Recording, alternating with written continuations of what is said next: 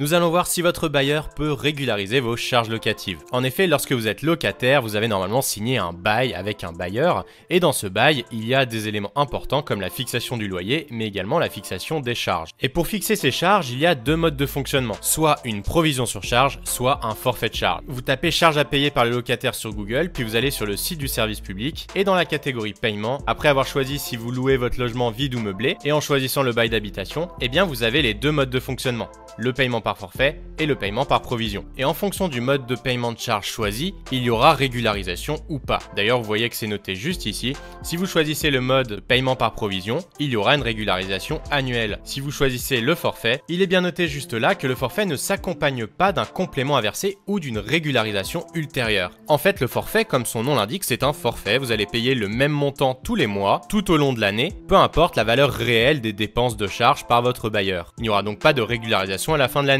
Si votre bailleur a payé plus que ce qu'il vous a demandé, eh bien c'est pour sa poche, et si à l'inverse, il a payé moins que ce qu'il vous a demandé, dans ce cas-là, c'est pour votre poche. Disons que c'est un système qui permet de simplifier. À noter que dans ce système-là, le forfait de charge peut être révisé chaque année aux mêmes conditions que le loyer, et il faut que ça soit indiqué dans le bail. Par contre, si vous avez un paiement par provision, à ce moment-là, c'est toujours un montant fixe qui vous sera demandé chaque mois, mais ce sera pour provisionner les charges. C'est-à-dire qu'au moins une fois par an, comme c'est noté juste là, il devra y avoir une régularisation sur base des dépenses effectives engagées par le propriétaire. Si les dépenses réelles payées par le propriétaire sont plus élevées que ce que vous avez versé en provision, à ce moment-là, il va vous reverser le trop perçu. Et si à l'inverse, les provisions ne sont pas suffisantes par rapport aux dépenses réelles, eh bien le propriétaire pourra vous demander un complément. Mais évidemment, pour régulariser les charges, le propriétaire doit amener les justificatifs des dépenses réelles. Pour ça, il doit vous fournir un décompte de charges avec la nature des charges et le montant. Et j'insiste bien sur la nature des charges, parce que toutes les charges ne sont pas récupérables. Et d'ailleurs, dans la même page du service public, vous avez juste ici la liste exhaustive des charges récupérables. Par exemple, l'électricité des ascenseurs, ou de manière générale, l'électricité dans les parties communes si vous êtes dans une copropriété, l'eau froide si elle est inclue dans les charges. Et si vous descendez tout en bas, vous avez également les taxes et redevances, et notamment la partie taxe d'enlèvement des ordures ménagères de la taxe foncière. Attention, toute la taxe foncière n'est pas récupérable, seulement la partie sur la collecte des ordures ménagères. Et si vous souhaitez en apprendre plus, j'ai fait une vidéo dédiée sur le sujet, je vous la mets en description. Si vous souhaitez savoir également dans quelle mesure votre bailleur peut indexer votre loyer, je vous mets aussi une vidéo en description. Voilà, n'hésitez pas à nous donner vos meilleures idées en commentaire, à vous abonner à la chaîne, à commenter, à liker la vidéo, et on se retrouve pour plus d'astuces et de tutos en une minute.